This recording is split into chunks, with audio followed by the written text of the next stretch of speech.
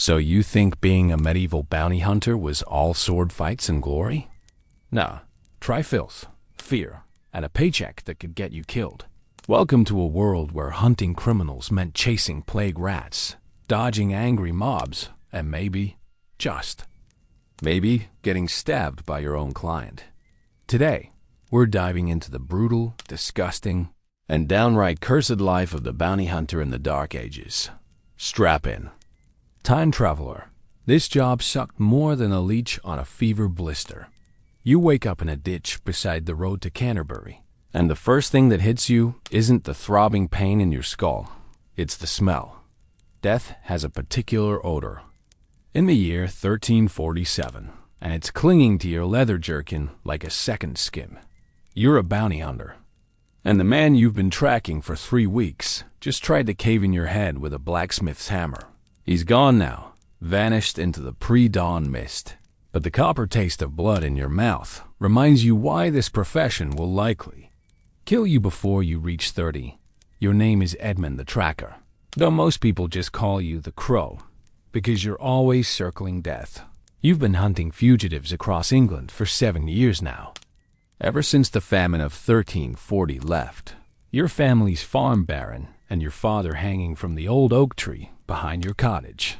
The church called it a sin, but hunger has its own theology, and you learned early that dead men's purses don't judge their new owners. The medieval world doesn't have police forces or detective agencies. Instead, it has people like you, desperate souls, who make their living dragging other desperate souls back to face justice. The Statute of Winchester, enacted in 1285, officially allows you to pursue felons across county lines. But what the law permits and what reality delivers are two very different beasts.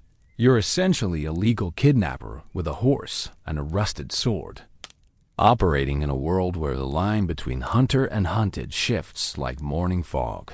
Your current quarry is a miller named Thomas Whitbread, who allegedly murdered his landlord over a disputed grain tax. The bounty is 12 silver pieces. Enough to eat well for 2 months if you can drag him back to the sheriff of Kent alive. Dead men tell no tales, but they also earn no coins, and the courts prefer their justice breathing when possible. Though in Thomas's case, you're beginning to wonder if breathing will be optional. The problem with being a bounty hunter in 1347 isn't just the violence. Though there's plenty of that, it's that you exist in the margins of society. Trusted by no one and needed by everyone, sheriffs use you because they lack the resources to hunt criminals themselves. Nobles tolerate you because you solve problems they'd rather not dirty their hands with. Common folk fear you because today you're hunting their neighbor, and tomorrow you might be hunting them. You pull yourself from the ditch and check your belongings. Your horse, a stubborn Mari named Sorrow, eyes you with what you swear is judgment. Your crossbow is intact, thank God, because replacing it would cost more than you've earned in the past 2 months. The quarrels in your quiver are handmade, each one carved and fletched during the long winter nights when tracking became impossible and poverty became a slow starvation. But as you mount Sorrow and continue your pursuit, you can't shake the feeling that something has changed in the air itself. The birds seem fewer. The people you pass on the road avoid your eyes with an intensity that goes beyond the usual fear of your profession. There are whispers in the taverns about ships from the east, about a darkness spreading faster than wildfire. You don't know it yet, but the Black Death has already made landfall in England. The sheriff's office in Maidstone reeks of unwashed bodies and stale ale, but it's the smell of fear that makes your stomach clench. Sheriff William de Clare sits behind a table that's seen better decades, surrounded by parchments that might as well be kindling for all the order they represent. His face carries the particular exhaustion of a man who's realized that maintaining law and order in medieval England is like trying to hold water in a basket made of thorns. "Edmund," he says without looking up, "I have work that might actually pay." The emphasis on "actually" stings because you both know how often these arrangements end with empty promises and emptier purses. The feudal system theoretically provides structure for law enforcement, but in practice, it's a patchwork of competing jurisdictions, corrupt officials, and nobles who consider themselves above earthly justice. The bounty system emerged from necessity rather than design. With no professional police force, medieval England relied on a complex web of sheriffs, constables, bailiffs, and men like you to maintain order. The Statute of Westminster from 1275 established that anyone could pursue and arrest felons, but it didn't establish who would pay for the privilege. That's where the bounty comes in, a financial incentive that turns justice into a commodity and you into its merchant. De Clare slides a piece of parchment across the table. The warrant bears the seal of Lord Mortimer and promises 20 silver pieces for the capture of one Agnes the Wise, accused of witchcraft and the murder of 3 children in the village of Wrotham. 20 silver pieces would feed you through the coming winter. But witch hunting carries its own peculiar dangers. The line between accused and accuser can blur. When fear takes hold of a community, and you've seen more than one bounty hunter burned alongside his quarry. She disappeared during the new moon. De Clare continues, finally meeting your eyes. The villagers say she turns into a raven at night and feeds on the dreams of children. They also say she can curse a man's seed, so his wife bears only monsters. You've heard similar accusations before. Medieval England is a place where superstition and law intertwine like lovers in the dark. The Malleus Maleficarum won't be published for another century. But witch hunting is already a thriving business built on fear and desperation. The irony isn't lost on you that as a bounty hunter, you're often considered only slightly more trustworthy than the criminals you chase. Society needs you, but doesn't want you. You're a necessary evil, like plague doctors or executioners, someone who handles the dirty work so others can sleep soundly. Your reputation precedes you into every tavern and market square, and mothers pull their children closer when you pass. But there's another reason why bounty hunting in medieval times attracts only the desperate or the damned. The legal system you serve is itself a labyrinth of contradictions and corruption. Lords dispense justice based on mood and profit. Church courts claim jurisdiction over moral crimes. Royal courts handle matters of treason and major felonies. And somewhere in the gaps between these competing authorities, people like Agnes the Wise disappear, leaving only whispered accusations and the promise of silver for whoever brings them back. You fold the warrant and tuck it inside your jerkin, next to the one for Thomas Whitbread. 2 bounties, 2 different kinds of hunting, 2 different ways to possibly die. Agnes might actually be a witch.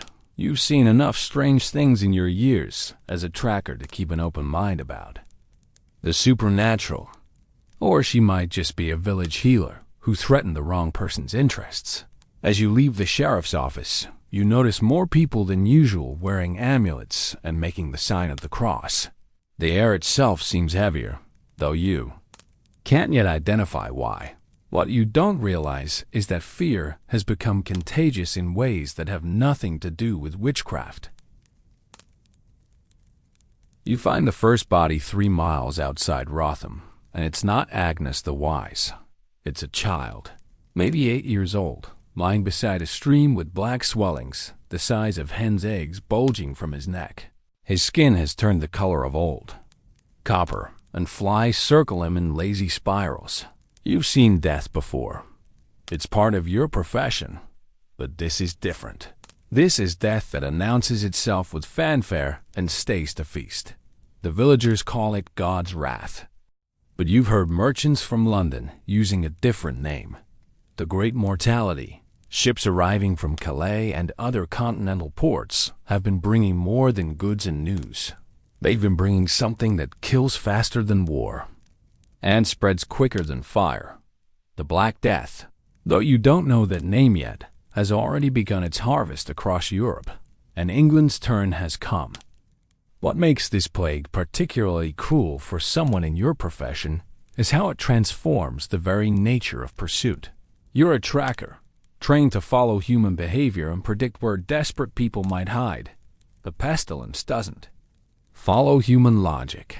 It spreads through rat fleas and human breath, through touch and proximity, turning every contact into a potential death sentence. The skills that keep you alive as a bounty hunter, getting close to people, asking questions, searching crowded places, become invitations to join the mounting dead. You cover your nose with a cloth soaked in vinegar, a precaution that might help with the smell but does nothing against the real danger. Medieval medical understanding attributes the plague to miasma, bad air caused by the alignment of planets, or God's displeasure with human sin. Physicians recommend carrying flowers or breathing through cloth, unaware that the real killer is Yersinia pestis, a bacterium that won't be identified for another 500 years. The village of Rotham appears deserted when you arrive, but appearances lie behind shuttered windows. You hear the soft moaning that accompanies the plagues. Final stages. Bodies lie unburied in the streets because there aren't enough living people left to dig graves. The church bells, which should toll for each death, have fallen silent not from reverence, but because the bell ringer died 3 days ago and no one has volunteered to replace him. Agnes the Wise becomes a secondary concern when you realize that half your potential witnesses are dead and the other half are too terrified to speak. The witch hunt that brought you here seems almost quaint compared to the very real horror consuming the village. But there's bitter irony in the timing. Agnes disappeared just as the plague arrived, making her either the luckiest woman in England or guilty of darker magic than anyone imagined. You question the few survivors you can find, and their answers paint a picture of a community that destroyed itself before the plague finished the job. Agnes was indeed a healer, skilled with herbs and midwifery. But when the first children fell sick with mysterious symptoms, fear overruled gratitude. Accusations flew faster than arrows, and Agnes fled into the forest rather than face a trial that would have ended with her burning regardless of evidence. The village priest, Father Benedict, is still alive but changed in ways that go beyond physical illness. He sits in his empty church, surrounded by unlit candles and unanswered prayers, and tells you that Agnes cursed the village for their persecution. She called down God's wrath, he whispers, his voice hollow as a tomb. She opened the gates of hell and let the demons pour through. But you've seen enough of the world to know that sometimes coincidence wears the mask of supernatural justice. The plague didn't come because of Agnes's curse. It came because Rotham sits on a major trade route, and death travels the same roads as commerce. Agnes's timing was either incredibly lucky or incredibly tragic, depending on your perspective. As you leave the dying village, you wonder if you're chasing a ghost through a graveyard. The 20 silver pieces promised for Agnes's capture suddenly seem less appealing when weighed against the very real possibility that she might be the only person in Rotham clever enough to survive what's coming. The Weald stretches before you like a green cathedral built by giants and abandoned by God. This ancient forest, which covers much of Kent and Sussex, has sheltered outlaws, hermits, and fugitives since before the Romans came to Britain. If Agnes the Wise has any sense, this is where she's gone to ground. The trees here old enough to have witnessed the Norman conquest, and they keep their secrets as jealously as they guard their shadows.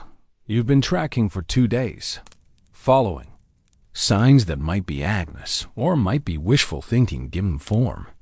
A broken twig here, a footprint in soft earth there, the cold remains of a fire that could have been lit by anyone.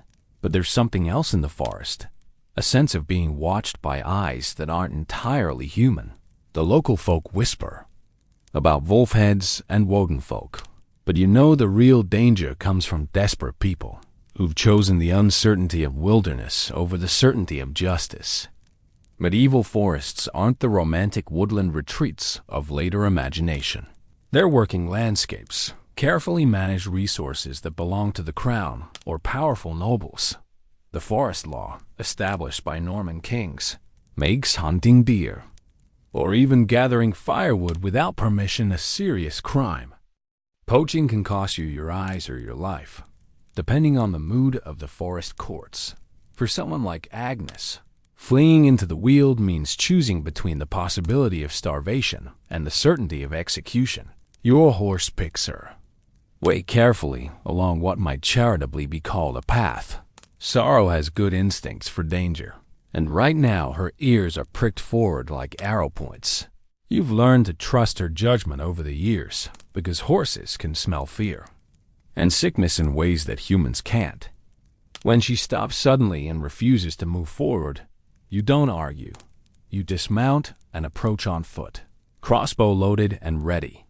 The smell hits you first, not the sweet corruption of plague death, but something earthier and more immediate. Wood smoke mixed with herbs you don't recognize and the metallic tang of fresh blood. Through the trees, you glimpse a structure that shouldn't exist.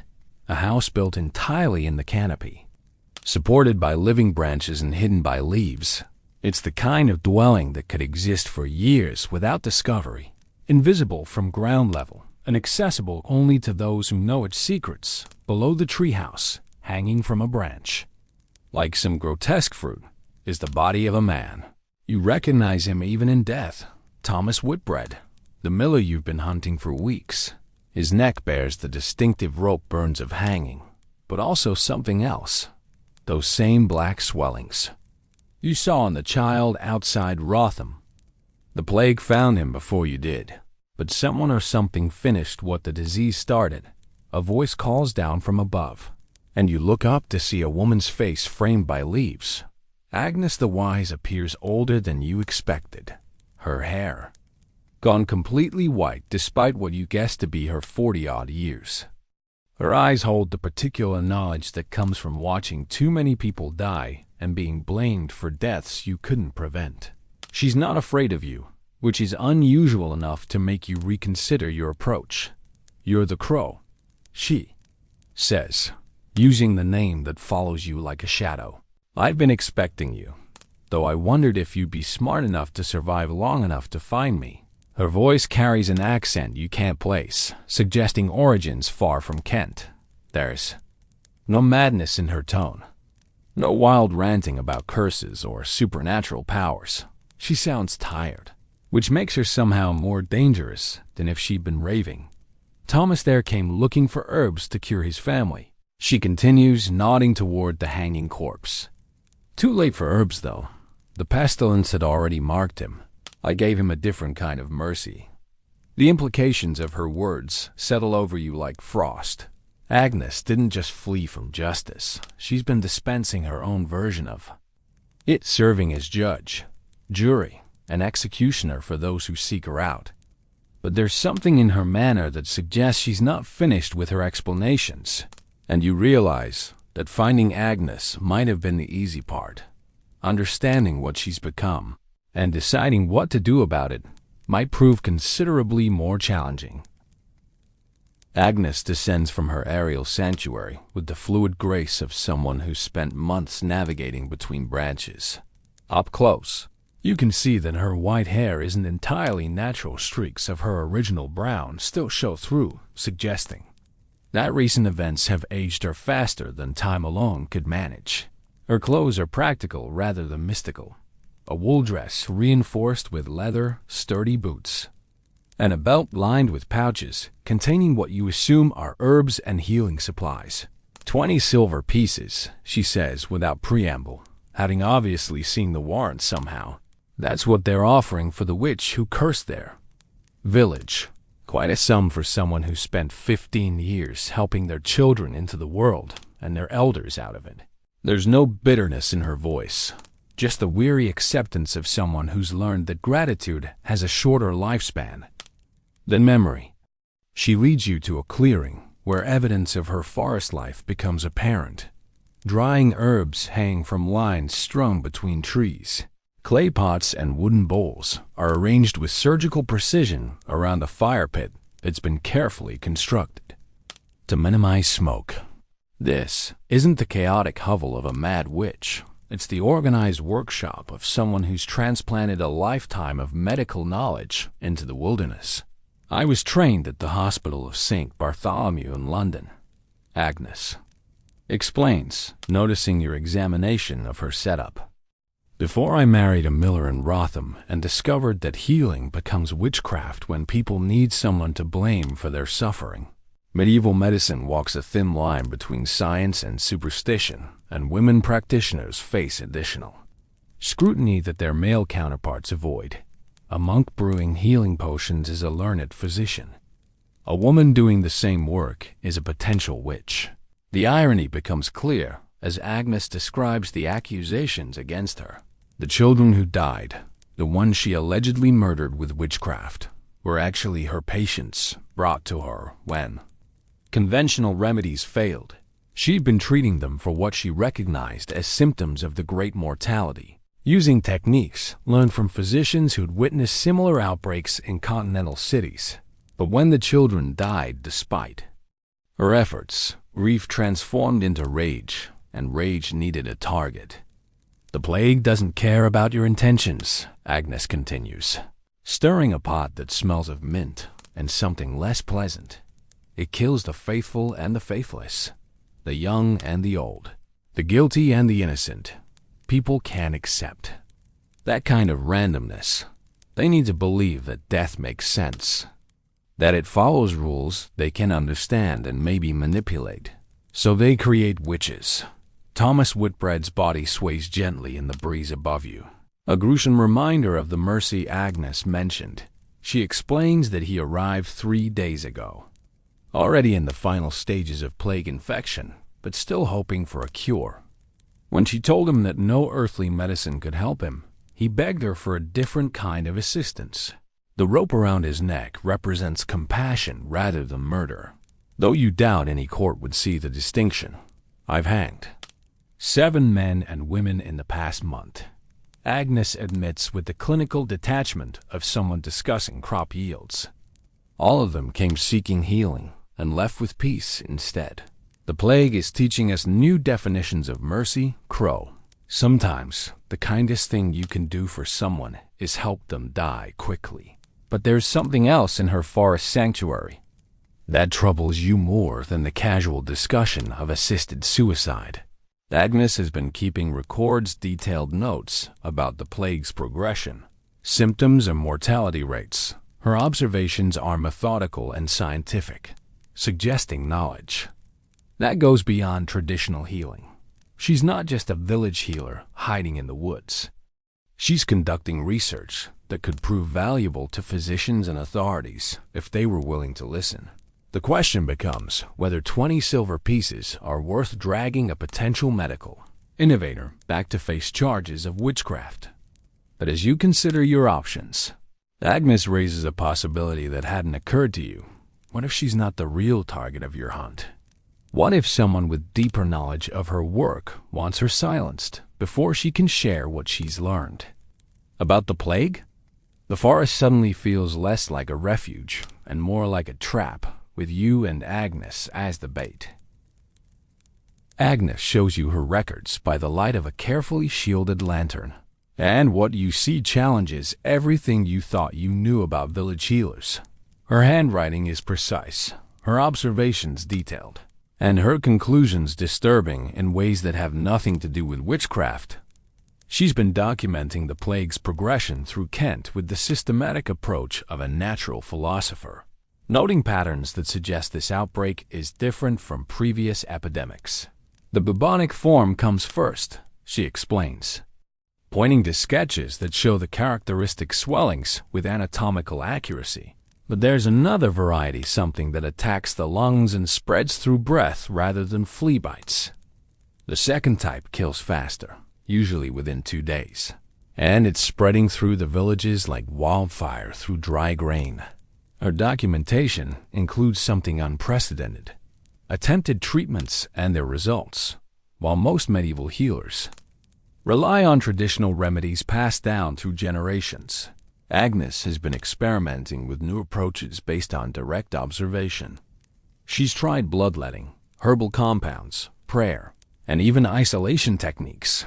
carefully noting which method showed promise and which proved useless. The physicians in London are still bleeding patients and consulting astrological charts, Agnes continues, her voice carrying the frustration of someone who's watched established authority fail repeatedly. They refuse to consider that this pestilence might require new thinking rather than old traditions. Meanwhile, entire villages are disappearing, while they debate the influence of Saturn on bodily humors. But her research has revealed something more troubling than medical incompetence. Agnes has tracked the plague's movement through Kent and discovered that it's not spreading randomly. The pattern suggests deliberate transmission, as if someone or some group is ensuring that the disease reaches specific targets, villages with strategic importance, river crossings, market towns. Places where roads converge are dying faster than isolated settlements. Look at this, she says, unrolling a crude but accurate map of Kent marked with dates and locations.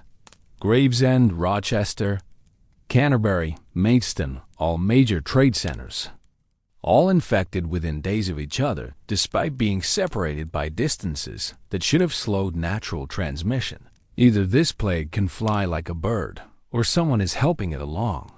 The implications make your blood run cold if Agnes is correct. The Great Mortality isn't just a natural disaster. It's being weaponized by someone with enough resources and knowledge to coordinate its spread across multiple counties. But who would have both the means and the motive to unleash such devastation? And more importantly, why would they want Agnes silenced before she could share her findings? The bounty on my head came from Lord Mortimer's office, Agnes notes, apparently following your thoughts. But Mortimer's lands in this region have been remarkably untouched by the plague. Coincidence?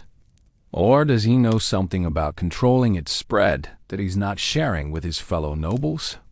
You remember Sheriff DeClare's nervousness when he handed you the warrant. The way his eyes wouldn't meet yours when he mentioned the 20 silver pieces.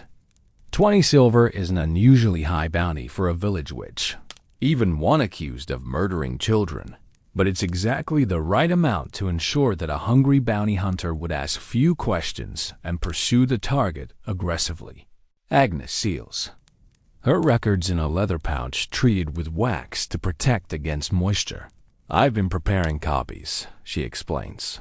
One for the physicians at St. Bartholomew's, one for the Archbishop of Canterbury, and one for... She pauses, studying your face in the lantern light. Well, that depends on whether you're here to collect a bounty or uncover a conspiracy.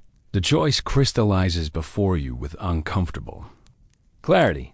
You can take Agnes back to face charges of witchcraft, collect your 20 silver pieces, and pretend that her research is the delusion of a grief-stricken healer. Or you can accept that the plague ravaging England might be more than just God's wrath or natural pestilence. The first option feeds you through winter. The second might get you killed before autumn ends. But as you weigh your options, sounds from the forest suggest that the choice might not be entirely yours to make. Horses approaching through the trees, moving with the deliberate caution of people who know exactly where they're going. The sound of approaching horses transforms Agnes from research-focused healer back into survival-minded fugitive in the space of a heartbeat. She moves with practiced efficiency, dousing the lantern and scattering her records to hiding places. That suggests this isn't her first unexpected visitor. You count at least 3 horses, possibly 4, moving through the forest with the confidence of people who've been here before. Friends of yours? Agnes whispers, though her tone suggests she already knows the answer. You shake your head and motion for silence, stringing your crossbow and checking that your bolt pouch is easily accessible. In your 7 years as a bounty hunter, you've learned to distinguish between coincidence and coordination. This many riders arriving at Anda's hidden sanctuary at this exact moment falls firmly into the latter category. The lead rider emerges into the clearing with his sword already drawn, and you recognize him immediately. Sir Geoffrey Blackwood, one of Lord Mortimer's household knights and a man whose reputation for brutality extends far beyond the battlefield. Behind him ride two men-at-arms and someone you don't recognize, a thin figure in dark robes who carries himself with the particular arrogance of clergy or royal officials. "Edmund the Tracker," Sir Geoffrey says with mock courtesy, as if this were a chance meeting at a country fair rather than an armed confrontation in a forest clearing. "Still chasing shadows for copper pennies, I see, though tonight you've stumbled into larger game than usual." His eyes sweep the clearing, taking in the evidence of Annes's forest laboratory with professional assessment. The robed figure steps forward, and when he speaks, his voice carries the educated accent of someone accustomed to being obeyed without question. "I am Brother Marcus of Winchester, conducting inquiries on behalf of His Majesty into matters of heresy and treason. The woman you're harboring has been declared an enemy of the realm, and her capture takes precedence over any local bounty arrangements." You've never heard of Brother Marcus, but the authority in his voice and the deference shown by Sir Geoffrey suggest connections that reach far beyond Kent. This is no longer about village accusations of witchcraft or even about Asta's plague research. Something larger is at work, something that required royal attention and military enforcement.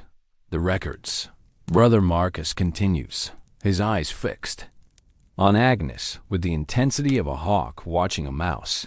"Where are the documents you've been compiling? The Crown has legitimate interest in any intelligence regarding the current difficulties affecting the realm." His careful phrasing suggests knowledge of Annes's research while avoiding direct acknowledgement of its contents.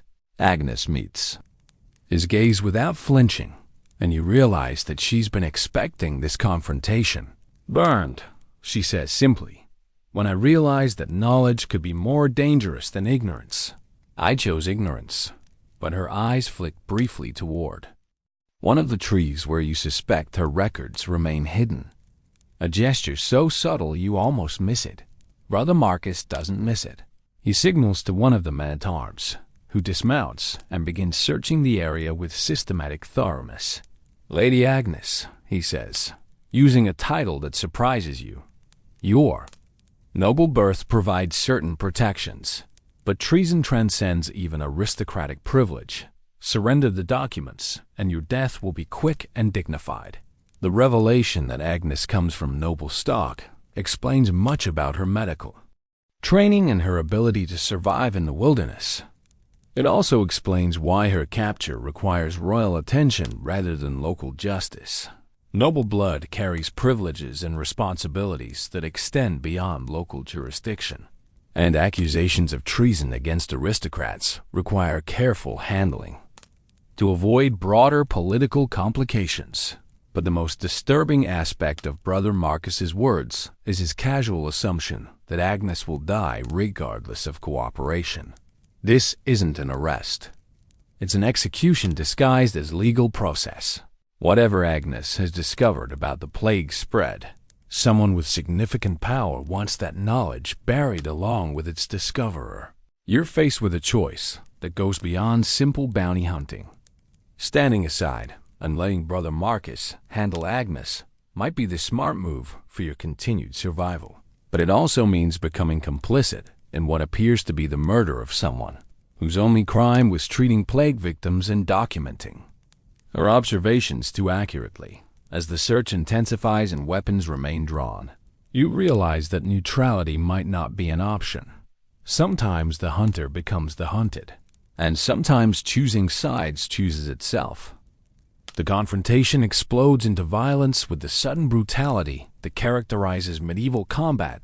No dramatic speeches or elaborate swordplay, just desperate people trying to kill each other with whatever weapons come to hand. It begins when the searching man-at-arms finds one of Annes's hidden document caches, and Brother Marcus orders immediate execution to prevent any possibility of escape. You make your choice in the split second between Marcus's command and Sir Geoffrey's sword stroke, putting a crossbow bolt through the searching soldier's chest before anyone can react. The heavy bolt punches through his mail hauberk like it's made of cloth, dropping him instantly and giving Agnes the opening she needs to disappear into the far shadows.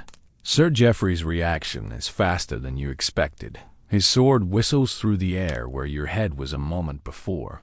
Close. Enough that you feel the wind of its passage. Medieval combat isn't the graceful dance portrayed in later stories. It's ugly, desperate work where survival depends more on luck and brutality than skill and honor. Your hunting knife finds the gap between his helmet and gorget before he can recover for a second swing. The remaining man-at-arms has his hands full with Agnes, who proves to be far more dangerous than her appearance suggested. She's armed with a staff topped with an iron-shod ferrule, and she wields it with the competence of someone who's had to defend herself before.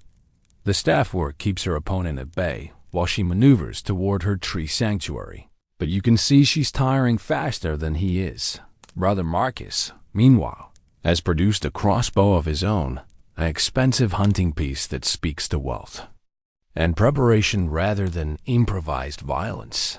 He's targeting Agnes with the methodical patience of someone accustomed to killing from a distance, waiting for a clear shot that won't risk hitting his own man. You tackle him before he can loose the bolt, and both of you go down in a tangle of robes and weapons. Up close, Brother Marcus smells of expensive soap and parchment rather than the honest sweat of a working cleric. His hands are soft, uncalloused, suggesting a life spent in scriptoriums rather than manual labor, but there's steel in his grip and murder in his eyes when he tries to jam a dagger between your ribs. The fight becomes a rolling, grappling mess among the scattered remains of Anna's forest laboratory. Clay pots shatter. Dried herbs scatter like confetti, and her carefully organized medical supplies become obstacles to dodge around. You end up on top with your hands around Marcus's throat, squeezing until his struggles weaken and his face turns the color of old leather. Agnes appears beside you as Marcus goes limp, her staff dripping with blood and brain matter from the man-at-arms. She's dispatched. He's not dead, she observes clinically, checking Marcus's pulse with professional competence. Though he'll sleep for a while. Her ability to shift from combat back to medical assessment without apparent emotional transition strikes you as either remarkably practical or slightly disturbing. The clearing fills with the particular silence that follows sudden violence. No birds singing, no insects buzzing, just the sound of your own breathing and the soft crackling of scattered embers from the fire. 3 men dead or unconscious, and you've thrown your lot in with a woman accused of witchcraft and treason. 7 years of bounty hunting, and this is the first time you've killed for someone other than yourself or coin. We need to move, Agnes says, already gathering her most essential supplies. Marcus didn't come alone, and when he fails to return, they'll send more people, probably soldiers this time instead of household knights. She moves with the efficiency of someone who's been planning for this possibility, suggesting that tonight's confrontation was expected rather than surprising. But as you help her collect her medical records and essential equipment, questions multiply faster than answers. Who is Brother Marcus really, and what authority does he represent? Why would royal agents want to silence a village healer's plague research? And most importantly, what has Agnes discovered that's worth killing to suppress? The forest suddenly feels less like sanctuary and more like a trap waiting to spring shut around you both. You and Agnes flee through the Weald under a moon that seems determined to expose every shadow and illuminate every hiding place. Medieval forests at night are labyrinths of sound and movement where every snapping twig might announce pursuit, and every owl's cry could mask human voices. Agnes leads with the confidence of someone who's spent months learning these paths. But you can hear horses in the distance. Too many horses, moving with the systematic pattern of an organized search. There's a place. Agnes pants as you pause beside a stream to let the horses drink and catch your breath. An old Roman villa, abandoned for centuries, but still standing. The locals avoid it because they believe it's haunted. In a world where supernatural explanations compete with natural ones for credibility. Superstition often provides better protection than walls and weapons. The villa, when you reach it an hour before dawn, exists in that liminal space between civilization and wilderness that characterizes much of medieval England. Roman Britain left behind countless ruins, roads, walls, buildings that medieval inhabitants either avoided as cursed places or salvaged for building materials. This particular villa has achieved the perfect balance of being too intact to ignore, but too isolated to attract settlers. Agnes leads you through rooms where faded frescoes still decorate crumbling walls and elaborate mosaic floors peek through. Centuries of accumulated debris. I've been using this place as a secondary laboratory, she explains, revealing hidden supplies and documents that suggest weeks of preparation. The Romans knew something about medicine that we've forgotten. Their libraries contained works by Greek physicians that would revolutionize treatment if anyone bothered to translate them. The villa's hypocaust system, the underground heating network that once warmed Roman homes, provides perfect hiding places for Agnes's research materials. She's been copying classical medical texts and comparing ancient treatments with her own plague observations, creating a synthesis of old knowledge and new experience that challenges both medieval medical theory and religious doctrine. The Romans faced plagues too, Agnes explains, unrolling documents by the light of a carefully shielded candle. The Antonine Plague, the plague of Cyprian epidemics that killed millions and contributed to the empire's decline.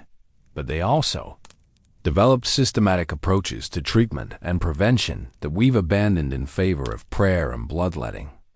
Our hidden research reveals something extraordinary, evidence that the current plague outbreak follows patterns similar to previous epidemics, but with modifications that suggest human intervention. Someone with access to classical texts and understanding of disease transmission has been adapting ancient techniques for modern purposes, turning the great mortality into a weapon against specific targets. Look at this, Agnes says, pointing to a comparison chart that tracks infection rates across different social classes and geographic regions. The plague is selective in ways that natural disease shouldn't be. Noble families with connections to certain trade routes die while their neighbors remain untouched. Monasteries with libraries containing medical texts suffer higher mortality than those focused on theology. The implication becomes clear as Agnes explains her theory. Someone is using classical knowledge about plague transmission to eliminate people and institutions that might discover or counter their activities. The Great Mortality isn't just a natural disaster being exploited. It's a carefully orchestrated campaign designed to reshape English society by removing key individuals and knowledge centers. Brother Marcus represents this group, Agnes continues. He's not a simple royal agent. He's part of something larger, older, and more dangerous than local politics. They've been systematically eliminating anyone who might piece together the truth about the plague's artificial spread. The villa's ancient stones seem to absorb her words, holding secrets that span centuries. You realize that your simple bounty hunt has stumbled into a conspiracy that reaches back to classical antiquity and forward into England's future. But as dawn approaches and the sound of searching horses grows closer, academic theories become less important than immediate survival. Agnes seals her research materials back into their hiding places with the practiced efficiency of someone who's done this before. We have perhaps an hour before they find this place, she estimates. The question is whether we run again or make our stand here among the ghosts of Rome. The villa suddenly feels less like a refuge and more like a tomb, with you and Agnes as its newest potential occupants. Dawn breaks gray and cold over the Roman villa, and with it comes the certainty that running will only delay the inevitable. Agnes has been using the early morning light to show you something that transforms your understanding of the conspiracy. You've stumbled into a complete Roman medical library, hidden in the villa's hypocaust system for over 7 centuries. When the legions withdrew, Agnes explains, carefully handling scrolls that crumble at the slightest touch. Some Roman families stayed behind. They buried their most precious possessions, rather than see them destroyed by Saxon raids or Christian zealots who considered classical learning heretical. This collection represents the accumulated medical knowledge of the greatest empire in history. The scrolls contain works by Galen, Hippocrates, and dozens of other physicians whose names have been lost to medieval ignorance. But more importantly, they contain detailed accounts of how previous plagues were both treated and weaponized. The Romans didn't just suffer from epidemics. They learned to control and direct them against their enemies. The plague of Cyprian didn't spread randomly, Agnes continues, pointing to a text that describes military applications of disease. Roman generals used infected materials to contaminate enemy water supplies and trading goods. They turned pestilence into a siege weapon more effective than catapults or battering rams. What we're seeing now is someone applying those same techniques to medieval England. The implications stagger you.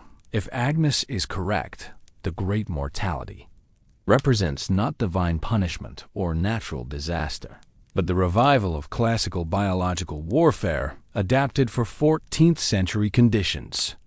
Someone with access to Roman texts and understanding of their methods has been systematically spreading plague to achieve specific political or military objectives. But the most disturbing revelation comes when Agnes shows you documents suggesting that this conspiracy has been operating for decades, perhaps centuries. The various famines, epidemics, and political upheavals that have plagued England weren't separate disasters, but coordinated attacks designed to weaken the kingdom from within. They call themselves the Custodes Mortis, the guardians of death, Agnes explains, translating from a Latin text that makes your skin crawl, a secret society dedicated to preserving and applying the darkest aspects of Roman knowledge.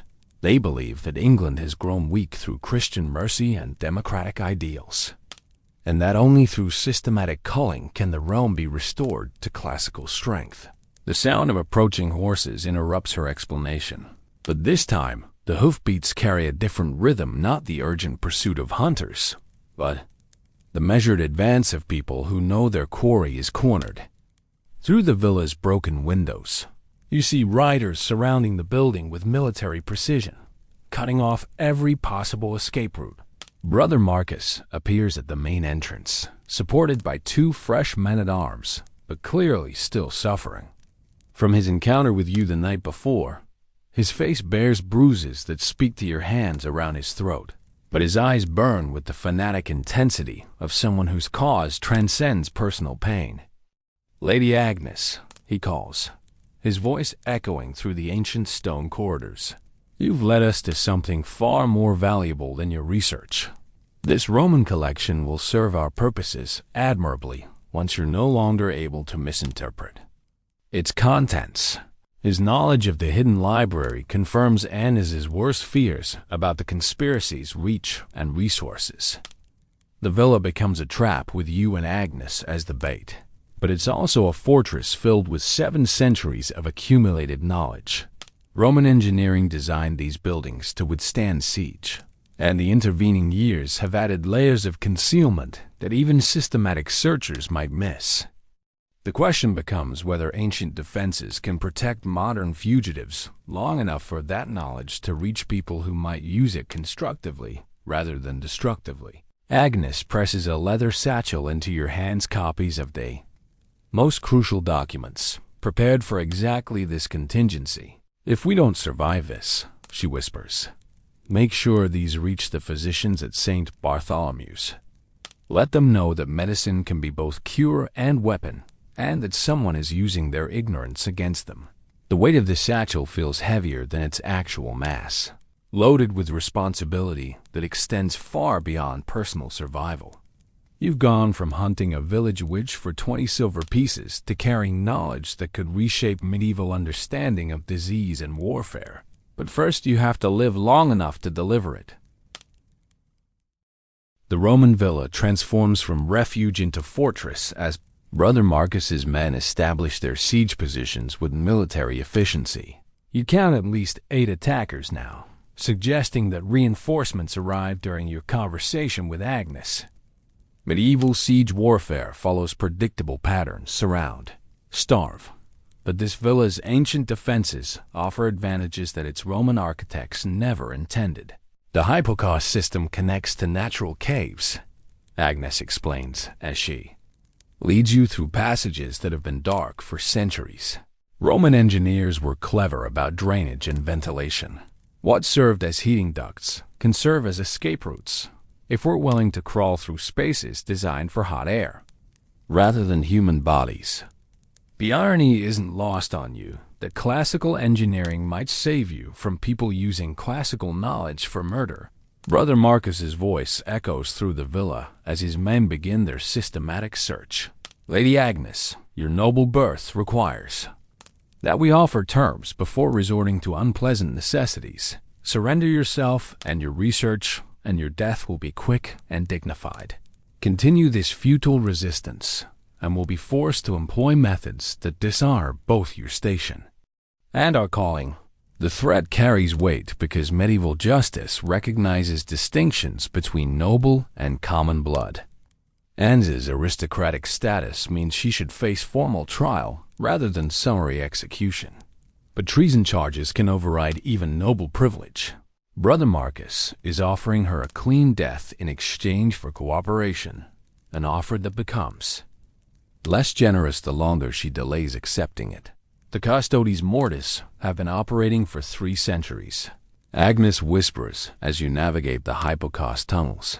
They survived the Norman conquest by serving whoever held power, adapting Roman techniques to Norman administration. They're not English or Norman or French. They're something older and more persistent, dedicated to preserving classical knowledge regardless of who rules the surface world. Our explanation clarifies much about the conspiracy's longevity and effectiveness. Unlike political movements that rise and fall with dynasties, the Custodes Mortis serve continuity itself, the preservation and application of ancient wisdom regardless of contemporary religious or political fashion. They're not trying to overthrow the current order. They're trying to guide it using methods that predate Christianity by centuries. The tunnel system leads to a natural cave complex that extends deep into the hills surrounding the villa. Roman engineers incorporated these caves into their hypocaust design, using them as thermal reservoirs that helped maintain consistent temperatures throughout the building. But the caves also connect to underground streams and distant exits that could provide escape routes if you're willing to risk drowning in the dark.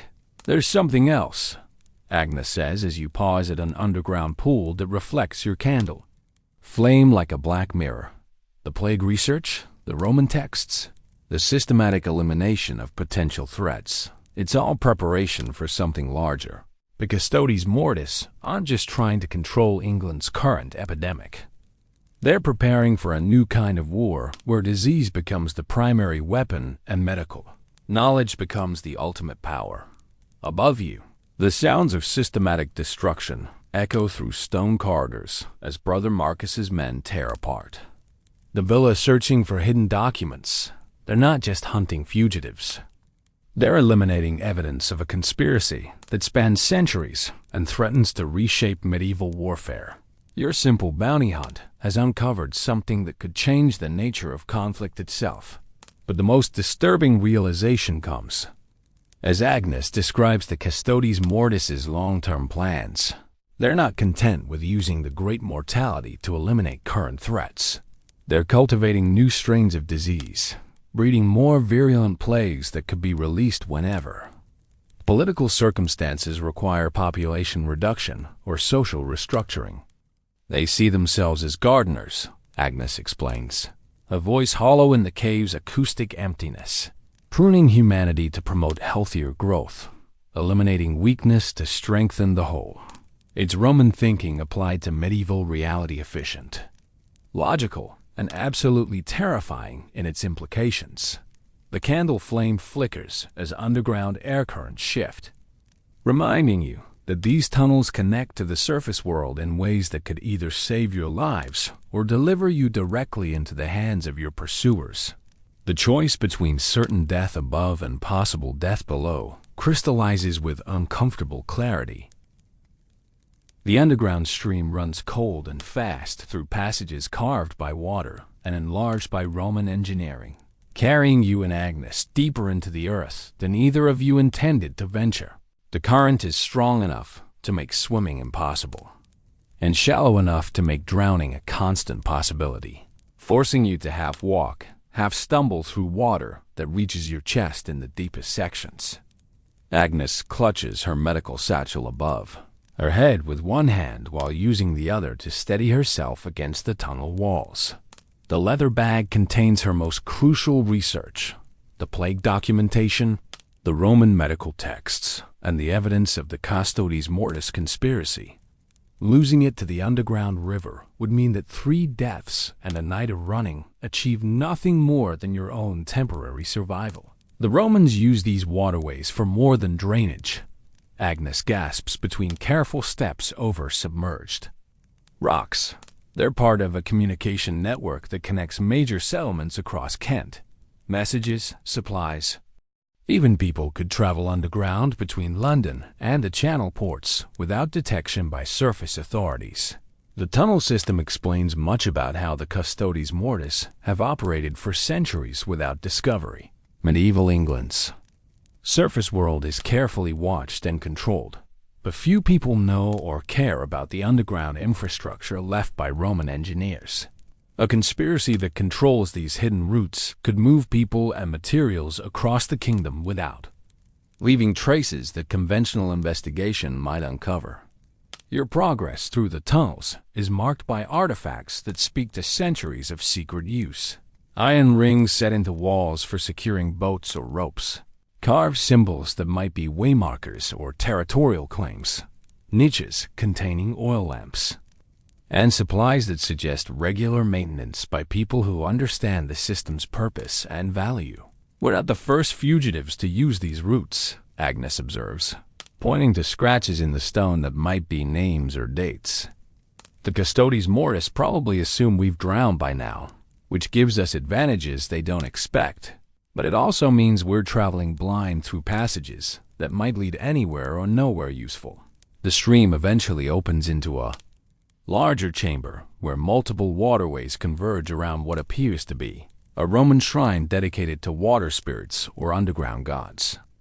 The carved figures are too weathered to identify clearly, but their presence suggests that even practical Roman engineers recognized the spiritual significance of places where earth and water meet in darkness. Agnes uses the shrine as a resting place to examine her documents by candlelight, checking that the underground journey hasn't damaged materials that represent months of dangerous research. The medical texts appear intact, but her plague documentation shows water damage that makes some sections illegible. The evidence of systematic disease transmission remains, but crucial details about timing and methodology have been lost to the underground river. We need to reach London. Agnes decides after cataloging what can be saved and what must be reconstructed from memory. The physicians at St. Bartholomew's Hospital need to see this research, even in damaged form, but more importantly, the royal court needs to understand that the Great Mortality isn't a natural disaster. It's a weapon being used against the kingdom. But reaching London from your current position presents challenges that go beyond simple distance. You're somewhere beneath the hills of Kent, traveling through tunnels that follow no surface logic, carrying evidence of a conspiracy that has already demonstrated its willingness to kill to protect its secrets. The Custodes Mortis might assume you're dead, but they won't remain convinced of that assumption indefinitely. The shrine chamber offers multiple exit routes, but Agnes's knowledge of the tunnel system comes from Roman texts rather than personal exploration.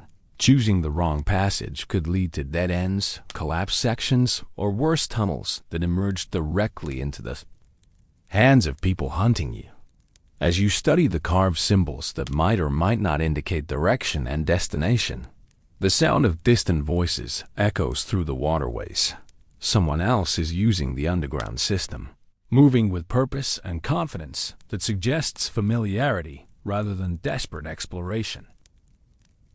The voices in the tunnels belong to people who know these passages intimately, moving through the darkness with the casual confidence of long familiarity. You and Agnes extinguish your candle and huddle in the shadows of the Roman shrine, listening to conversations that reveal more about the Custodes Mortis conspiracy than any document could provide. The London shipment arrived yesterday. One voice reports in educated Latin that suggests clerical training. 12 amphora of treated grain, 6 barrels of contaminated cloth, and the special preparation Brother Marcus requested for the Winchester Monastery. The brothers there have been asking too many questions about mortality rates among different social classes. Agnes grips your arm with fingers that feel like iron claws. The casual discussion of contaminated cloth and treated grain confirms her worst theories about how the plague is being artificially spread. The Custodes Mortis aren't just exploiting the great mortality. They're manufacturing and distributing it with commercial efficiency. A second voice, rougher and speaking accented English, responds with the practicality of someone handling logistics rather than policy. The Canterbury route is compromised. Too many bodies showing up in patterns the local physicians might notice. We need to shift distribution to Rochester and work through the river trade instead of overland merchants. The conversation reveals an operation of staggering scope and sophistication. The Custodes Mortis have infiltrated trade networks throughout southern England, using merchant caravans and river barges to distribute plague-infected materials to specific targets. They're not spreading disease randomly.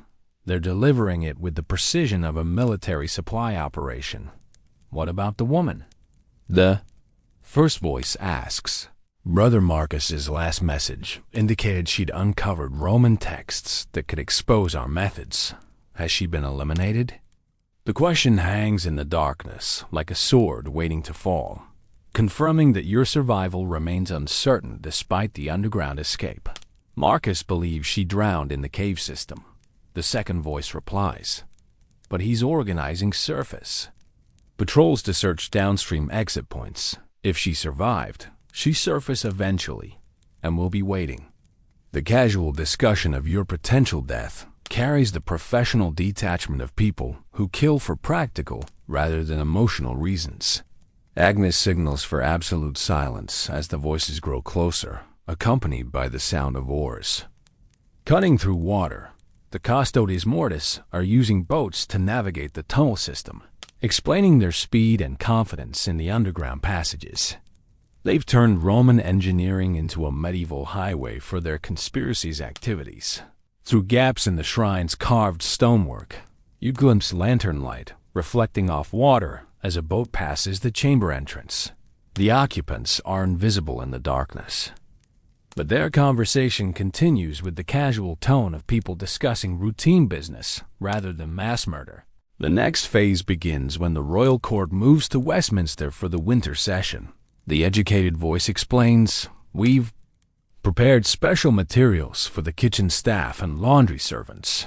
Within a month, the epidemic will reach the highest levels of government, eliminating opposition to our long-term plans.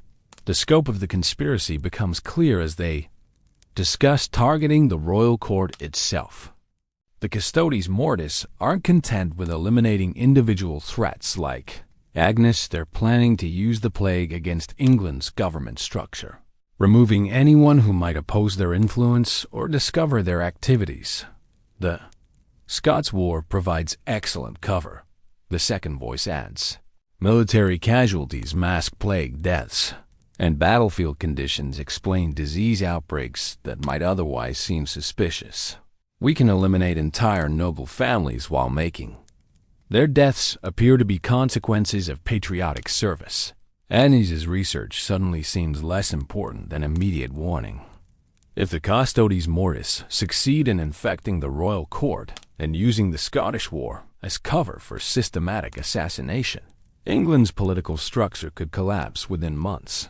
the great mortality would become not just a natural disaster, but a complete social transformation orchestrated by people who consider themselves the inheritors of Roman imperial wisdom. The boat moved past your hiding place, but their conversation has revealed something crucial: specific timing and targets that could be prevented if the right people receive warning quickly enough. But reaching those people requires surviving long enough to deliver information that most recipients would dismiss as impossible. You emerge from the underground system through a hidden outlet concealed behind the ruins of a Roman mill, 3 miles downstream from the villa where your flight began. Dawn has given way to full morning, and the surface world carries on with its routine activities as if conspiracy and plague were distant concerns rather than immediate threats to survival. The mill ruins sit beside a tributary of the River Medway, in countryside that appears untouched by the devastation you've witnessed elsewhere. Farmers work their fields, merchants travel the roads, and children play in village streets with the casual normalcy that suggests either ignorance or remarkable resilience. But Anne's trained eye notices details that reveal a different truth about this peaceful scene. "Look at the animals," she whispers, pointing to livestock in nearby pastures. "Notice how the pigs avoid certain areas, how the chickens won't scratch near the well, how even the rats seem fewer than they should be."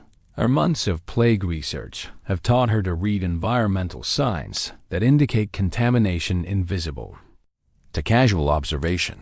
The village of Aylesford appears prosperous and healthy when viewed from a distance, but closer examination reveals the subtle markers of a community under siege. Houses stand empty with doors marked by symbols that might indicate death or quarantine.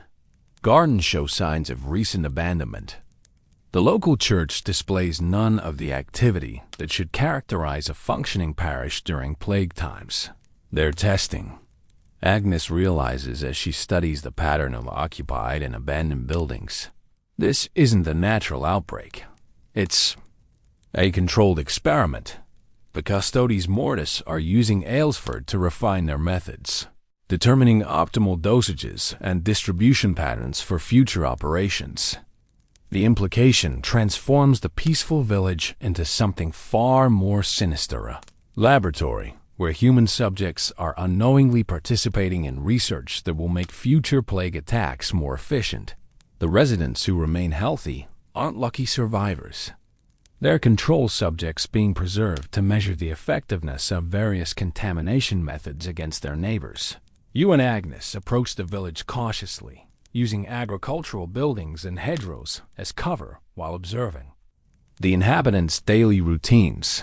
What you see confirms the experimental hypothesis.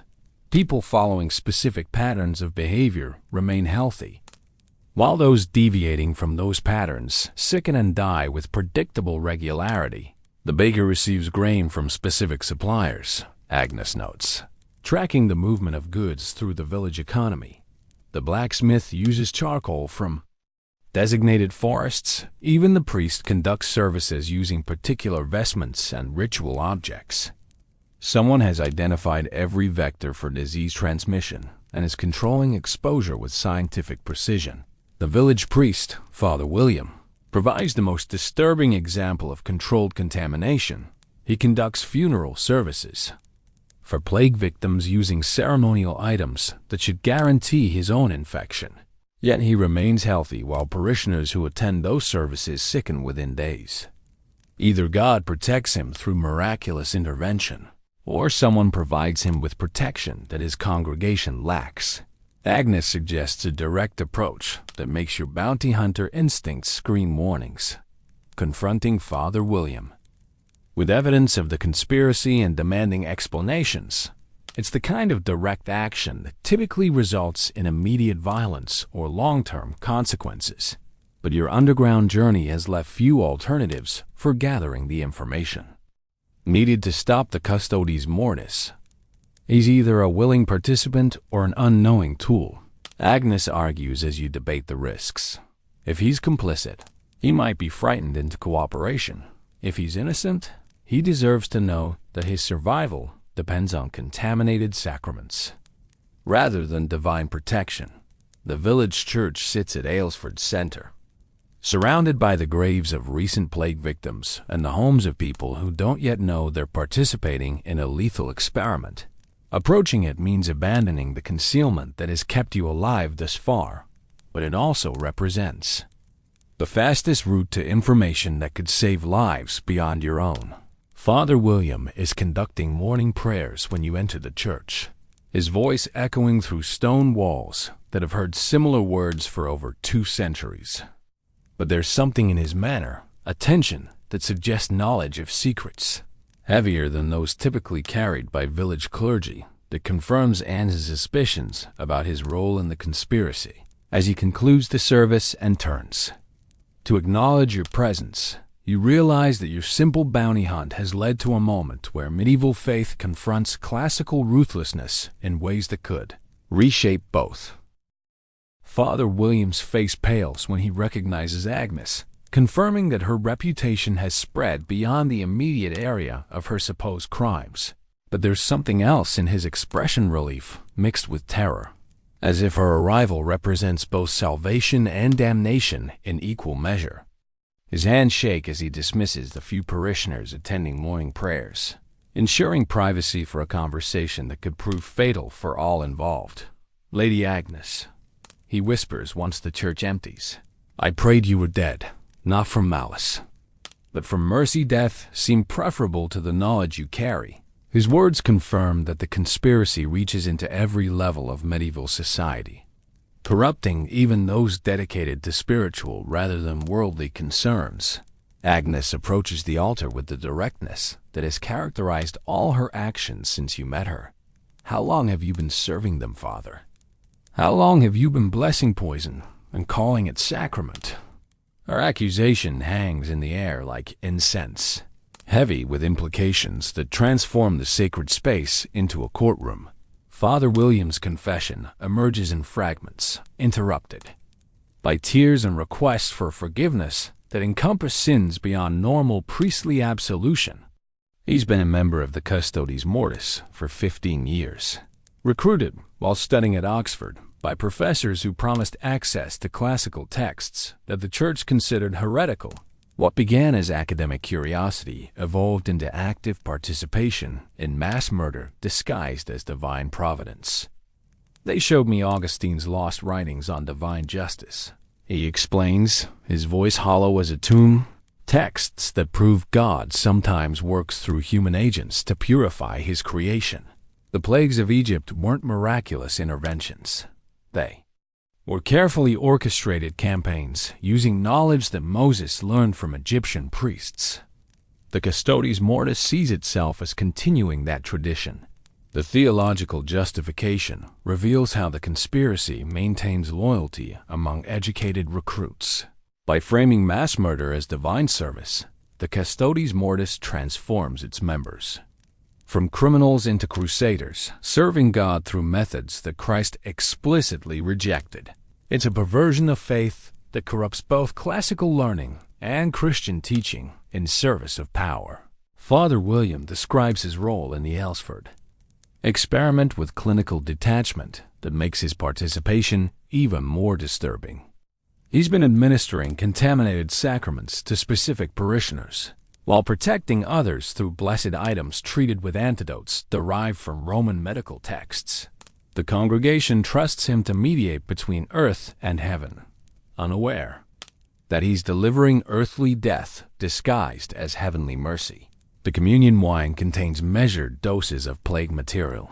He admits unable to meet Agnes's eyes, but only in chalices used for certain families, those whose land holdings or political connections make them obstacles to larger plans. "I drink from a separate vessel treated with compounds that provide immunity." The systematic nature of the poisoning reveals planning that extends far beyond Aylesford's boundaries. The Custodes Mortis has identified specific individuals across England whose deaths would advance particular political or economic objectives, then arranged their elimination through methods that appear natural rather than murderous. Father William's church serves as just one distribution point in a network that spans the entire kingdom. But the priest's confession also reveals fractures. Within the conspiracy itself, some members question whether the great mortality has grown beyond their ability to control, spreading into populations they intended to protect while sparing targets they meant to eliminate. The classical texts that guide their methods were written for different diseases in different times. An adaptation to medieval conditions has proved more challenging than anticipated. Brother Marcus grows impatient with our failures. Father William continues. The royal court experiment was supposed to wait until spring, but recent setbacks have accelerated their timeline.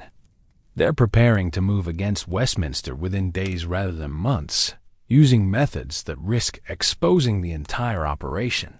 Agnes seizes on this information with the intensity of someone who recognizes a crucial opportunity. If the custodes mortis has accelerated their timeline due to pressure, they might make mistakes that reveal their activities to authorities capable of stopping them. But it also means that immediate action becomes essential. Waiting for better circumstances might mean waiting until England's government structure collapses under orchestrated plague attacks. We need to reach London before they do, Agnes decides, her voice carrying new urgency. But first, Father William needs to prove his repentance through action rather than words. The priest's face reflects the terrible understanding that redemption might require sacrificing the life he's built in service of lies. Father William's path to redemption begins with systematic betrayal of everything he spent 15 years building in service to the custodes mortis. He leads you and Agnes to a hidden chamber beneath the church altar, revealing supplies and documents that transform the sacred space into something far more sinister than either of you anticipated. The chamber contains enough contaminated materials to kill everyone in Aylesford. 10 times over amphorae filled with plague-infected grain. Cloth treated with compounds that spread disease through touch. Even blessed objects that deliver death through the very faith they claim to represent. Father William has been operating a distribution center for biological warfare disguised as routine pastoral duties. Each Sunday's communion reaches specific families according to lists provided by Brother Marcus. Father William explains as he shows you records that catalog systematic murder with bureaucratic precision. The Hartwell family died 3 weeks ago because their wool trade threatened custodes mortis commercial interests. The Miller family's children sickened last Sunday because their father asked too many questions about grain prices. Agnes examines the contaminated materials with professional interest that overcomes her moral revulsion. Her medical training allows her to identify not just the plague materials, but also the sophisticated preservation and delivery methods that make the custodes mortis operation possible. These aren't crude attempts at poisoning. They represent advanced understanding of disease transmission that combines Roman knowledge with medieval innovation.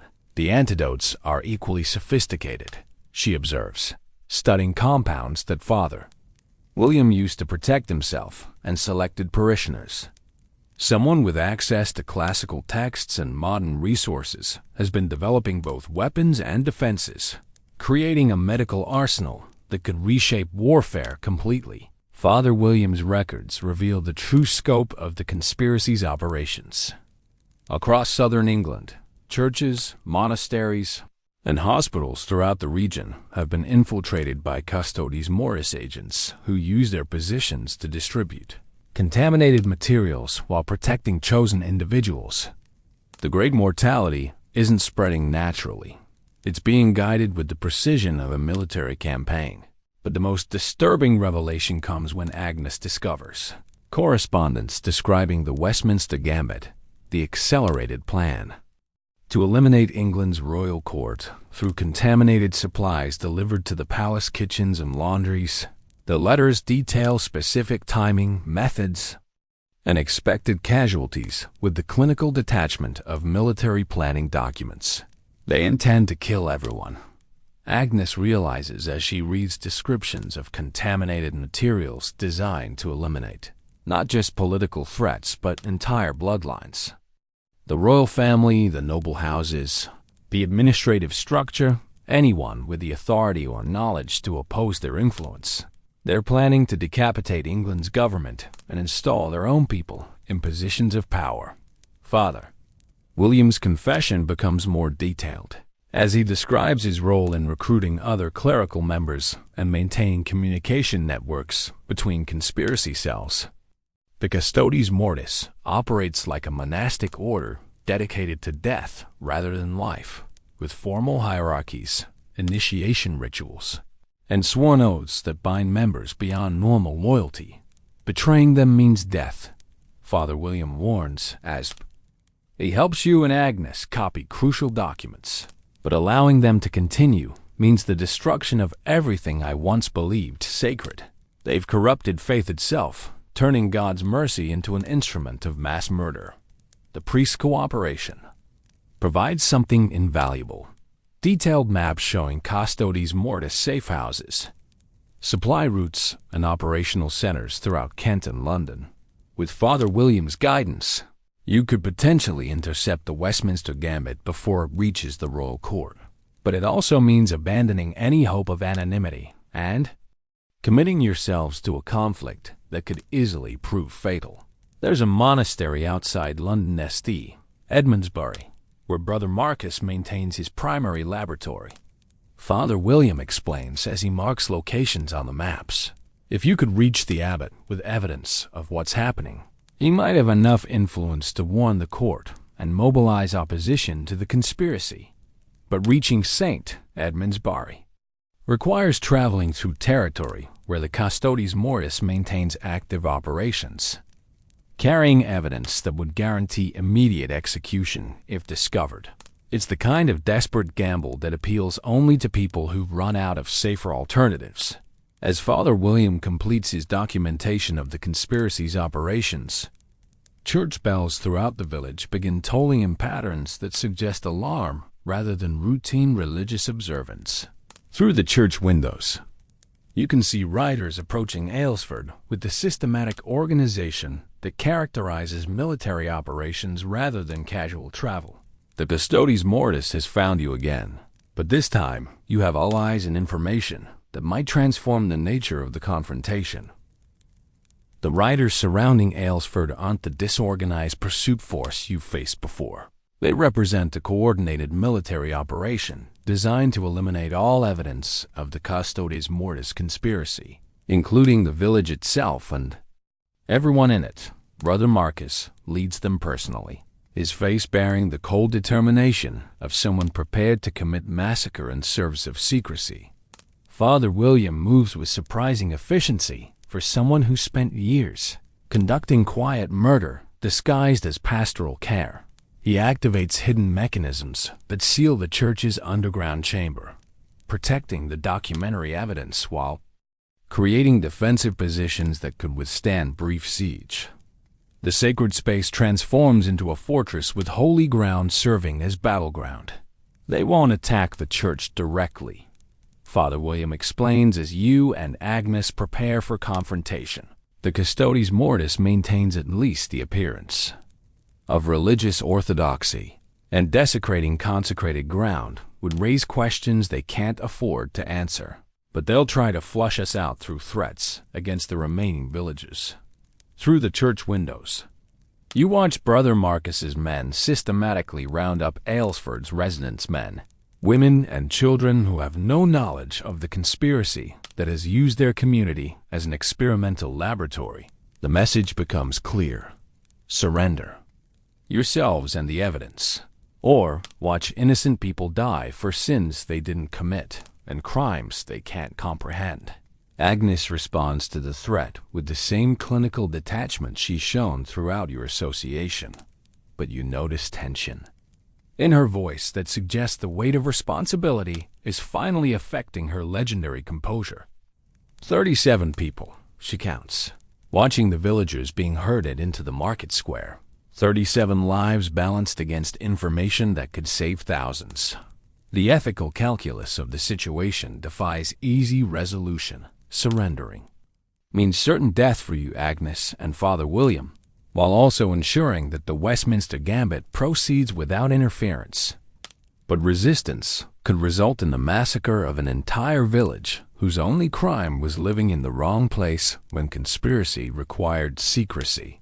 Brother Marcus appears at the church entrance with theatrical timing that suggests experience in manipulating religious symbolism for practical purposes.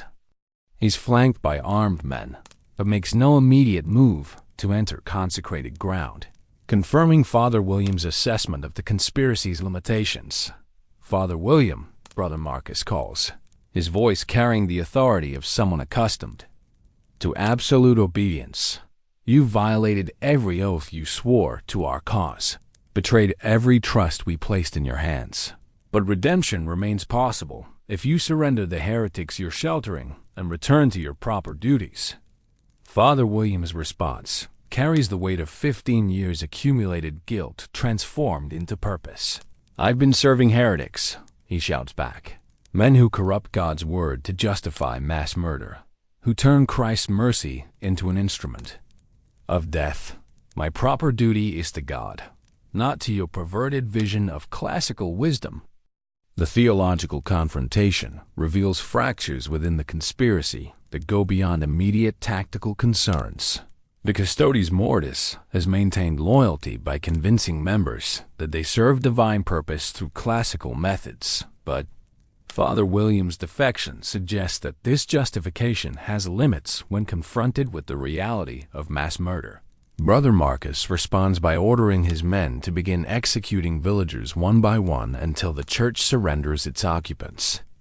The first death, an elderly man whose only crime was attending morning prayers, transforms abstract moral calculations into immediate horror.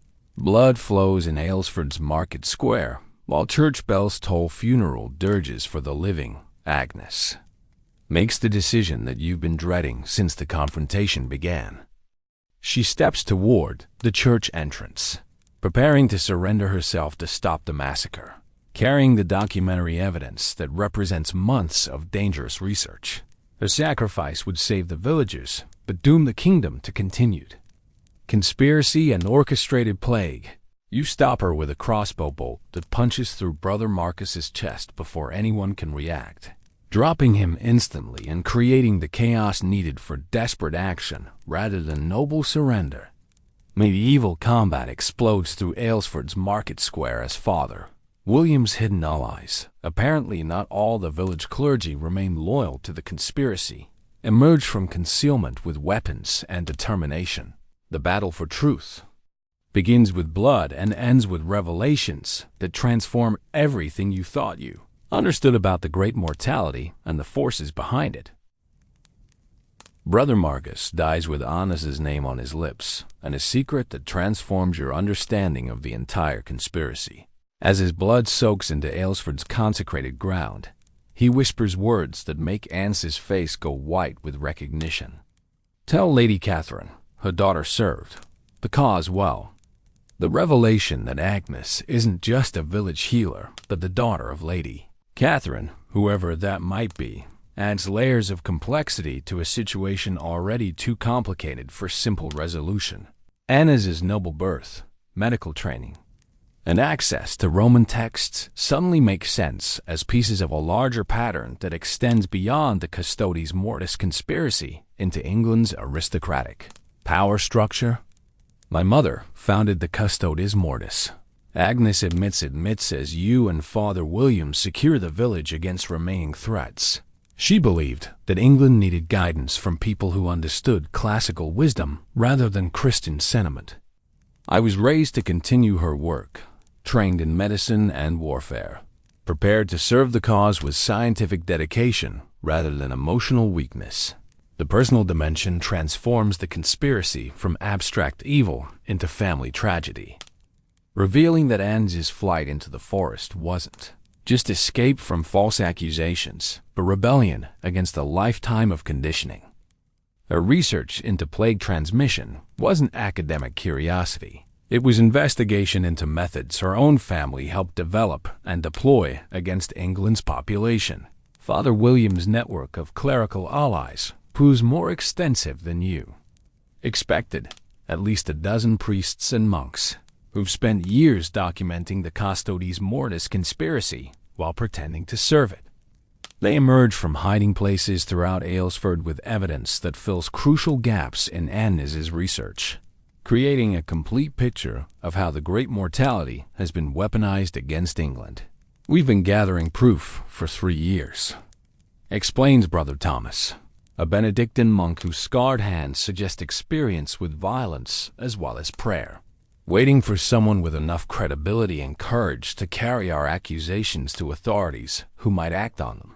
Lady Agnes's noble blood and medical expertise make her the perfect messenger if she survives long enough to deliver the message. The conspiracy's true scope emerges as the clerical rebels share their intelligence. The Custodes Mortis doesn't just operate in England.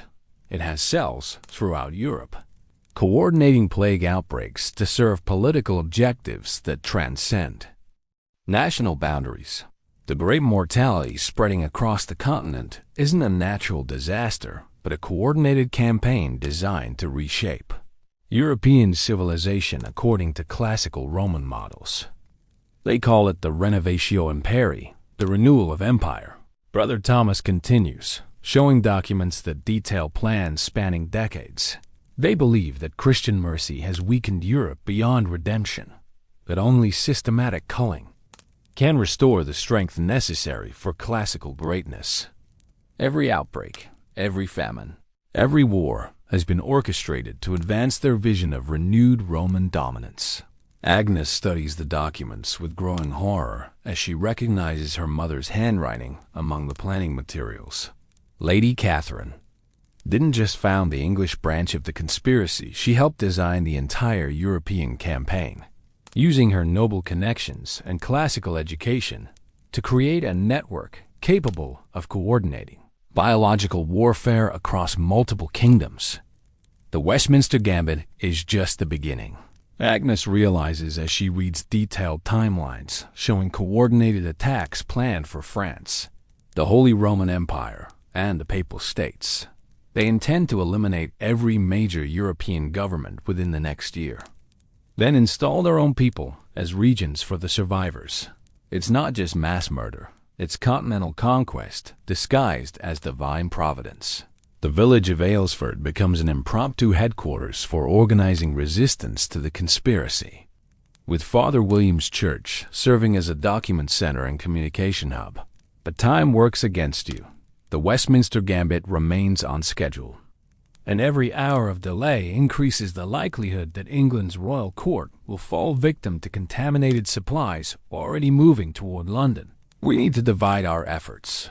Agnes decides with the command authority that suggests noble birth and military training. Father William and Brother Thomas will organize the clerical network to warn every monastery and cathedral in England. I'll take the crucial evidence to London and attempt to reach the royal court before the Custodes Mortis strikes.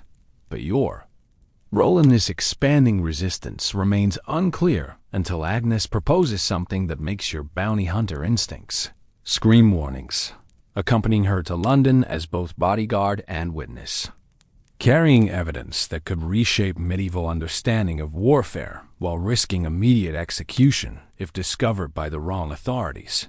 20 silver pieces, Agnes says with grim humor, referencing the original bounty that brought you. Together, that's what you were promised for bringing me back alive. I'm offering you something far more valuable. The chance to prevent the systematic murder of thousands of innocent people and the complete transformation of English society. The choice crystallizes with uncomfortable clarity. You can return to your simple life as a bounty hunter, chasing individual criminals for small rewards while ignoring the larger conspiracy that threatens to consume medieval England. Or you can commit yourself to a cause that could easily prove fatal, but might also prove necessary for preserving the world you know. The road to London stretches before you like a ribbon of uncertainty. marked by milestones that count down not just distance but time remaining before the Westminster Gambit transforms England's government into a collection of plague-rotted corpses. You and Agnes ride hard through countryside that appears peaceful, but conceals networks of conspiracy agents who would kill you both without hesitation if they recognize your faces or understood your mission.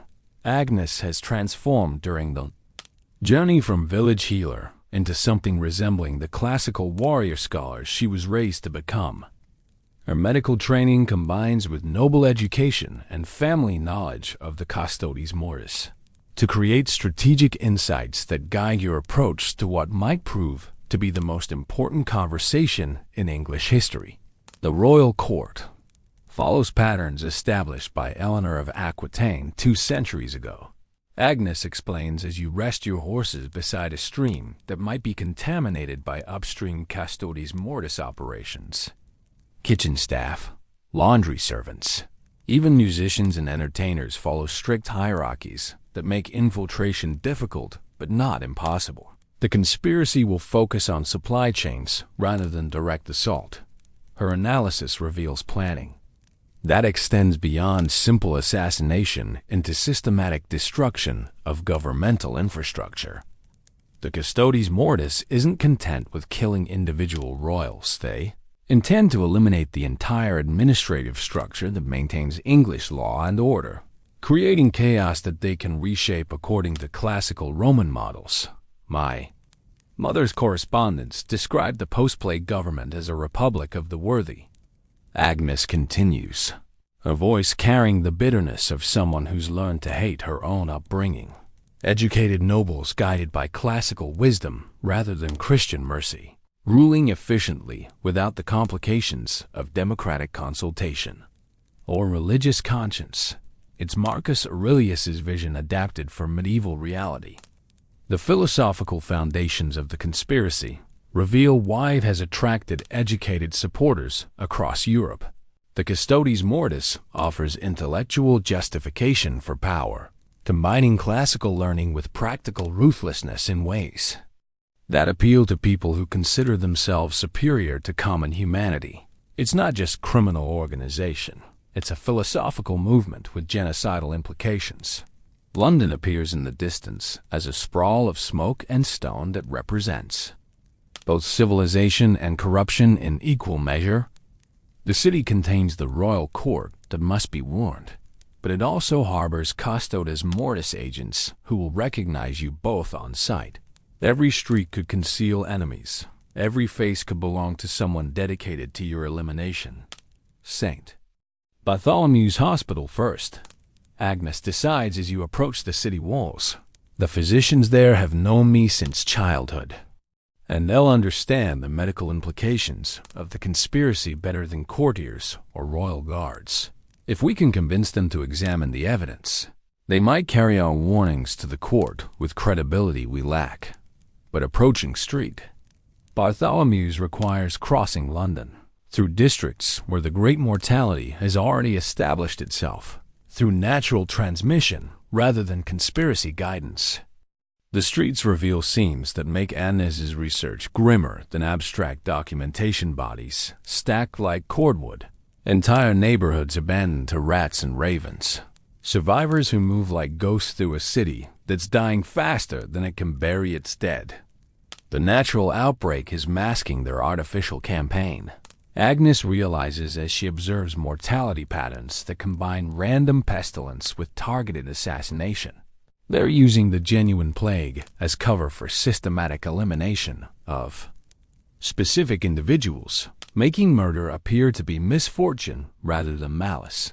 St. Bartholomew's Hospital, when you finally reach it, operates with the desperate efficiency of medical professionals overwhelmed by disaster, but unwilling to surrender to despair. Physicians work without rest, treating patients with methods that represent centuries of accumulated knowledge while facing a disease that challenges every assumption about healing and mortality. Dr. Robert Grosteste, the chief physician who trained Agnes years ago, recognizes her immediately despite the changes wrought by months of forest living and conspiracy fighting. His reaction combines relief at seeing a former student alive with horror at the evidence she presents about the plague's artificial enhancement and direction. These documents prove what we've suspected but couldn't demonstrate. Dr. Grostest admits as he examines Anna's research with professional interest that overcomes personal emotion. The mortality patterns we've observed don't match natural disease transmission, but we lacked evidence of deliberate manipulation. If your accusations prove accurate, they transform medicine from healing art into weapon of war. But time works against you as doctor. Grostest studies the evidence and considers how to approach royal authorities with accusations that challenge fundamental assumptions about the great mortality's origins. Outside the hospital windows, church bells toll continuously for the dead while cart drivers struggle to keep pace with corpse collection. London is dying while you debate how to save it. The sound of armed men moving through the hospital corridors suggests that your arrival hasn't gone unnoticed by Custodes Mortis. Agents and that persuading doctor, Grostest might prove easier than surviving long enough to implement his warnings. The confrontation at St. Bartholomew's Hospital ends not with dramatic sword fighting, but with the quiet victory of truth spoken in the right place at the right time. Dr. Grostest's medical authority carries enough weight to gain immediate audience with royal physicians, who recognize the conspiracy's implications quickly enough to implement protective measures before the Westminster Gambit can achieve its objectives. You watch from the hospital's upper windows as royal guards systematically arrest Custodes Mortis agents throughout London, guided by the intelligence Agnes gathered and the confessions extracted from captured conspirators. The conspiracy that has operated in shadow for centuries collapses within hours once exposed to official scrutiny and coordinated response. Agnes survives to see her research validated and her family's crimes exposed. But the cost of that survival transforms her from healer into something harder to define. She spends the remaining plague years establishing new medical protocols that combine classical knowledge with Christian mercy, creating approaches to disease treatment that will influence healing arts for centuries to come. The irony, Agnes observes months later as you help her organize the medical library she's establishing at St. Bartholomew's, is that the Custodes Mortis preserved exactly the classical knowledge that enables us to fight the diseases they tried to weaponize. Their own tools become the instruments of their defeat. The great mortality continues its natural course through Europe, but without the artificial guidance that would have made it a tool of systematic transformation, millions still die, but they die from pestilence rather than conspiracy. And the survivors inherit a world where medical knowledge has advanced by centuries in the space of months. Your own transformation from bounty hunter to something resembling a scholar warrior reflects broader changes in how medieval society approaches problems that require both intellectual analysis and practical action. The age of simple answers, whether religious or secular, gives way to more complex understanding of how knowledge and power interact in ways that can either preserve or destroy civilization. Dr. Grostest offers you a position as hospital investigator, using your tracking skills to identify disease patterns and investigate suspicious outbreaks that might indicate renewed conspiracy activity. It's steady work that pays better than bounty hunting while serving purposes that extend beyond personal survival or simple justice. But the most lasting legacy of your involvement in the Custodes Mortis affair comes from the precedent it establishes for cooperation between different types of expertise in addressing threats that transcend traditional boundaries. Medieval England begins developing institutional approaches to problems that require combining classical learning, medical knowledge, investigative skills, and political authority in coordinated response. Anne's medical library becomes a center for training physicians who understand that healing arts must include defense against those who would corrupt medicine for destructive purposes. Her students learn to recognize patterns of artificial disease transmission to develop countermeasures against biological warfare, and to maintain ethical standards, even when faced with knowledge that could be used for harm.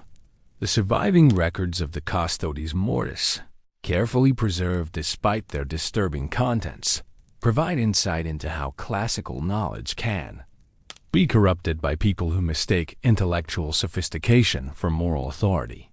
They serve as warning about the dangers of learning divorced from conscience, power exercised without accountability, an ideology that places abstract principles above human welfare. Years later, when the great mortality has passed and England has rebuilt itself around new understanding of medicine, governance, and the relationship between knowledge and responsibility, you sometimes wonder what would have happened if Agnes had simply remained a village healer and you had collected your 20 silver pieces for her capture. The answer comes to you during quiet moments in the hospital library, surrounded by texts that represent humanity's accumulated wisdom about healing and harm, life and death, the preservation of knowledge, and the corruption of power. The world you help preserve isn't perfect. It remains a place where disease kills, politics corrupts, and human nature struggles between noble and base impulses. But it's a world where conspiracy must work harder to conceal itself, where medical knowledge serves life rather than death, and where people like you, hunters of truth rather than simple bounty help, maintain the balance between civilization and chaos. Sometimes that's enough. Sometimes that's everything. The Great Mortality taught medieval Europe that death comes for everyone, but it doesn't have to come by human design, disguised as divine providence. In the end, that might be the most important lesson anyone can learn: that the difference between natural disaster and artificial catastrophe often depends on people willing to ask difficult questions and act on uncomfortable answers, even when doing so costs everything they thought they wanted from life.